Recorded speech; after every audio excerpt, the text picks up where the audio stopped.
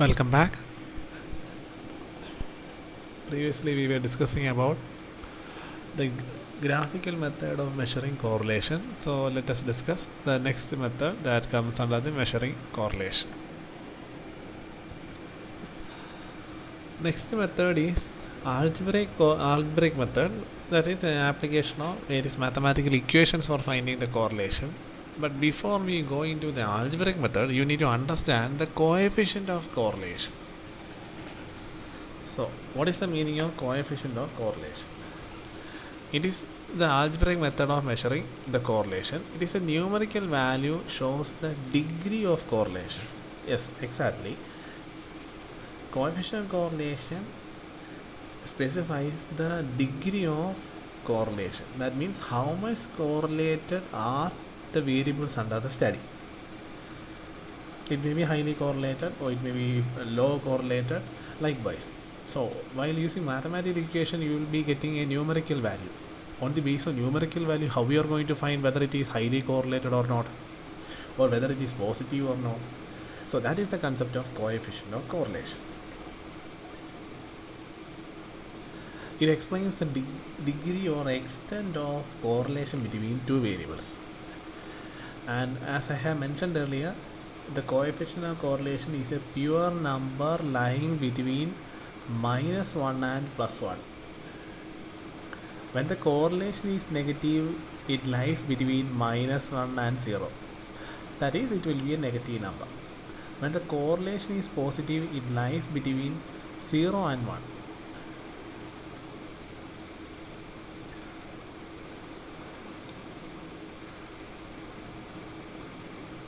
When the coefficient of correlation is 0, that means there exists no correlation. When the coefficient of correlation is 1, there is perfect correlation. So it may be +1 or -1. If it is +1, we can say that it is perfect positive correlation. If it is -1, we can say that perfect negative correlation. So these are some of the main classification for identifying the degree of correlation. So let us discuss in detail how a certain set of numbers represent the correlation between two variables. As I have mentioned earlier, coefficient of correlation always lies between 1 and -1.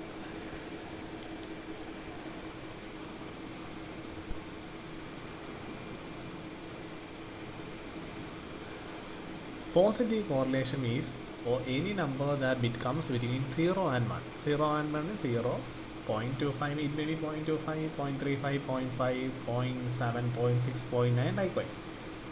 So any number between 0 and represents positive. Any number between 0 and -1 represents negative. 0 means no correlation. So these are the main types of correlations. Next, if you are getting a number in between 0 and plus 0.25, 0.25 means it is a positive case. It means very low correlation. For example, if you get an answer 0.1, it means 0.1 and 1 are two different values. Remember, don't make careless mistake.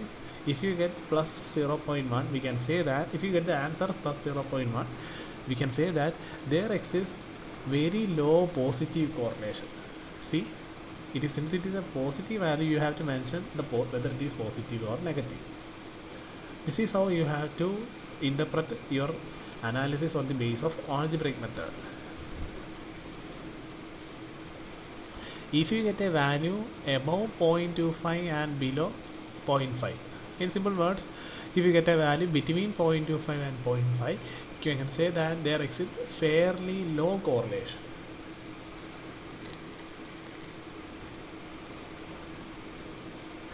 Whereas if you get a value in between 0.5 and 0.75, we can say that there exists moderate correlation. Remember, you need to specify whether it is positive or negative. Okay. Next one, if you get a value in between 0.75 and 0.9, we can say that it is fairly high correlation. And finally, if you get a value in between 0.9 and 1, we can say that there exists very high correlation. So these are the scales on the basis of which you need to specify whether there exists a what kind of correlation if you are using any of the algebraic method. So remember the scale. On the basis of this scale only you need to interpret the results. Next one, algebraic method. As I have mentioned earlier, this is a mathematical method of using various equations for finding the correlation between two variables. And under algebraic method, there are different types of tools that are used for measuring the correlation. First one is Karl Pearson's method, otherwise known as Karl Pearson coefficient of correlation. Second one, Spearman's method, otherwise known as Spearman's method of correlation. And finally, concurrent deviation method. So these are the various algebraic methods for measuring correlation. So let us discuss in detail what are the three different methods and what is the peculiarity between these methods. First one, Karl Pearson's method. Of the several mathematical methods of measuring correlation, the Karl Pearson's method, popularly known as Pearsonian coefficient of correlation. It is the most widely used method, and Karl Pearson is the great biologist and statistician who has given the formula for calculating the coefficient of correlation. Pearsonian coefficient of correlation, other name of Karl Pearson coefficient of correlation, is denoted by the symbol R. Remember the sign R. The formula for computing Pearsonian coefficient of correlation is R equal to n sigma xy minus sigma x into sigma y divided by root of n sigma x square minus sigma x the whole square again into root n sigma y square minus sigma y the whole square. There is another equation for measuring the Karl Pearson coefficient of correlation. We will be discussing that equation during the special case for using that particular equation. For the right now, we will be discussing the main equation for finding the coefficient of correlation using Karl Pearson coefficient of correlation. Remember the equation. So let us see how this equation can be used to study the relationship between two variables. For example, Karl Pearson coefficient correlation method is being asked to use to find the relationship between price and demand. We know that there exists relationship between price and demand, but you have to prove mathematically whether there exists any what kind of relation, whether it is positive, whether it is negative, whether it is moderate or whether it is high, whether it is low, whether it is fairly, likewise, and you need to interpret. In some question they may specify to interpret your analysis, but even if they didn't specify the regarding interpretation, you need to finally give a simple sentence explaining what kind of relationship exists between the variables under study. So in this case you are given price and demand. Let one be x and other be y. In the question sometimes they specify one as x, other as y. If there is no specification, you can assume any one of the variable as x and any one of the variable as y. And in my opinion, if you take the first value as x and second value as y, that will be the better option. So whenever you come across a question like this, you need to substitute these values in a table.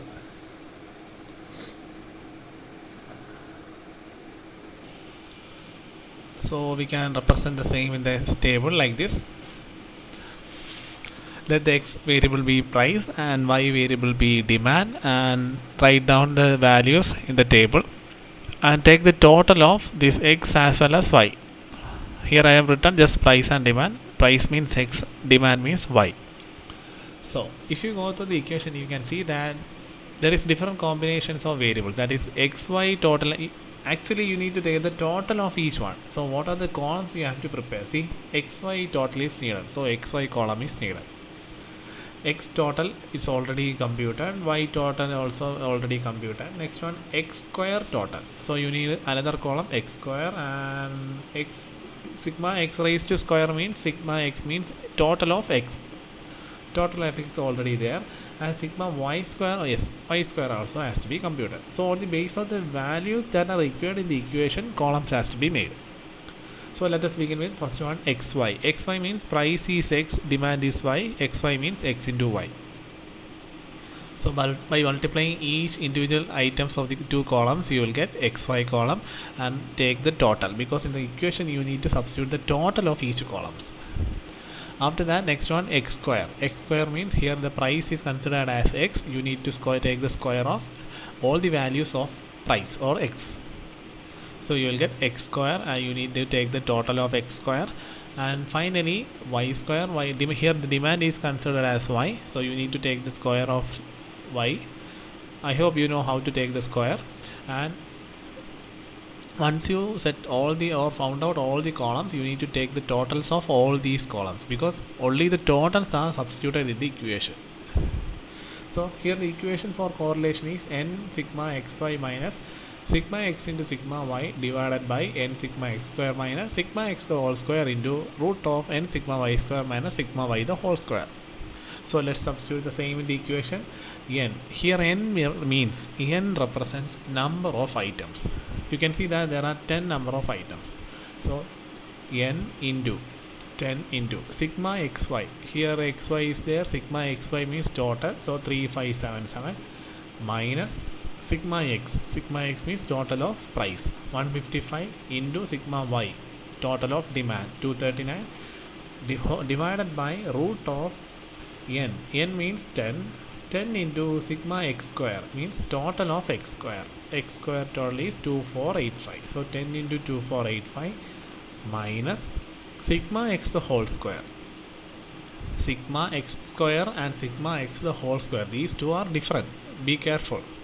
So sigma x the whole square means sigma x means price, total of price, 155 whole square into again root of n means 10 into sigma y square.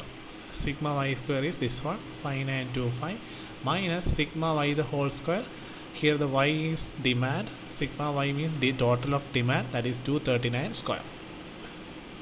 So once you substituted all the values carefully, just go through the various basic mathematical operations of solving these combination, and finally you will get the answer minus 0.962. So remember, even if it is not specified in the question regarding interpretation, you need to interpret what is the meaning of this. Here already it is minus, so it is a negatively correlated concept. And next one, if it is negatively, what is the degree of relation, whether it is high or fairly high or low or moderate. Since the value is in between 9 and 0.9 and 1, that here it is 0.962. So as per the scale, if it is 0.9 and 1, the relation is there exists a very high negative correlation between price and demand.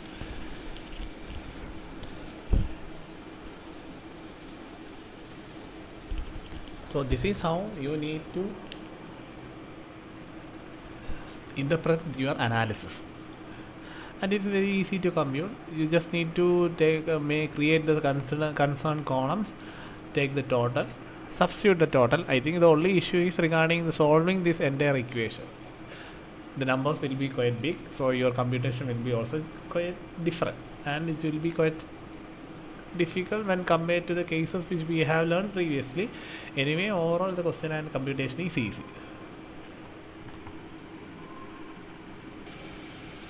So let us discuss next one. Next one is the shortcut method for finding out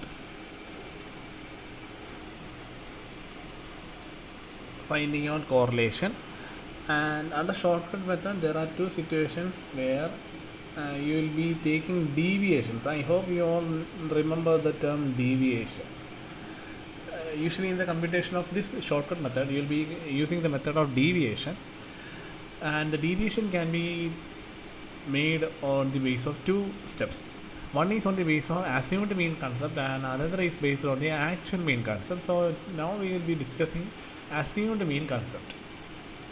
So the equation for finding the correlation in case of a shortcut method is, a shortcut method specifically on the base of assumed mean. Remember, on the base of assumed mean, the equation will be, it is almost similar to the equation which we have learned previously. The only difference is you need to use d in before all the variables x and y. See, dx dy, dx dy, dx square, dx the whole square, dy square, dy the whole square. Very easy to study the equation, because if you have learned the equation of the correlation at the beginning, it is very easy to study the shortcut method also. Just use the d in before each variable. So this is the equation for finding the correlation in case of a shortcut method, and all other computations and interpretation is almost similar to the same method which we had discussed previously. So let us try the same with an example. Here the deviations means this dx dy, that is on the base of assumed mean. Remember, on the basis of assumed mean. Okay, you are asked to calculate Karl Pearson coefficient of correlation using 44 and 26 as the origin of x and y. Simple meaning is that for finding the deviation, here you are using assumed mean. Assumed mean, you are assuming a certain number as the mean of that particular series. You can choose any number. It may be within the series, or you can choose any number that is not in the series. So here in the question already the values is given. Here the calculate Karl Pearson coefficient of correlation using 44 and 26 as the origin of x and y. Origin of x and y means assumed mean of x and y. So here x is given, y is also given. So let us find dx and dy. So in case of assumed mean, you need to find dx and dy.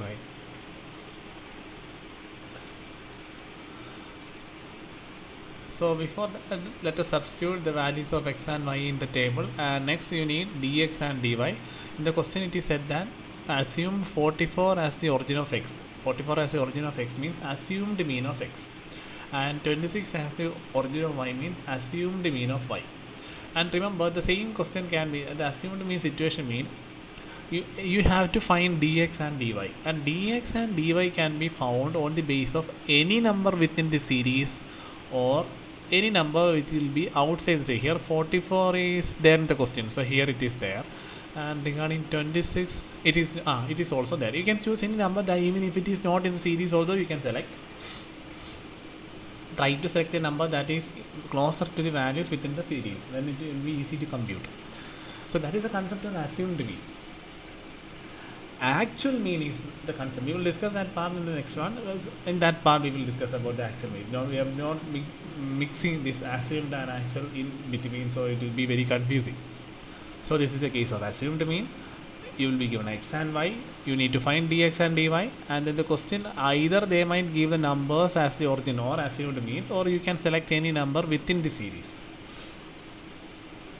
So once you found dx and dy, you need to identify, just like the previous case, you need to identify how many columns that has to be made. Dx dy, you need, for finding dx dy, you need dx and dy. So dx and dy also needed, dx dy, then dx and dy, dx square and dy square. So let us see how it is made.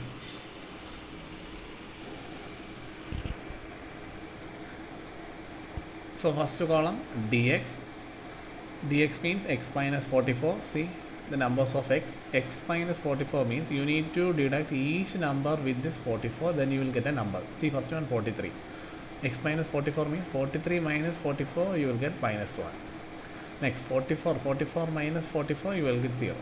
Next 46 minus 44, you will get 2. I hope you know how to find dx, because we have learned the computation of deviation in the case of basic numerical skills. So likewise you need to find dx and find the total of dx. After that dy, I hope you know how to find dy. Dy means y minus 26. Here y it is 29 minus 26 3, again 31 minus 26 it is 5, and 19 minus 26 it is 7 minus 7. So likewise you need to find dx and dy. Once you found dx and dy, next you have to find dx dy, because these are the values that are required in the equation. So dx dy is multiplication of dx into dy. Once you found the dx dy, take the total of dx dy. Next is dx square. Dx square is the square of this column. See this column. Minus 1 it will be 1, 2 square 4, minus 4 it will be 16, likewise. And finally dy square means square of this column. So once you found dx dy, dx dy and dx square and dy square, you need to take the totals of all these columns. Once you find the totals of all these columns, substitute these values in the equation. See here, this equation. Here n means number of items. There are 12 items in this case. 12 into sigma dx dy, that is total of dx dy. Total of dx dy is minus 306. So substitute that value. So it will be 12 into minus 306 minus, which is minus 306, and minus 5, because here it is sigma dx total is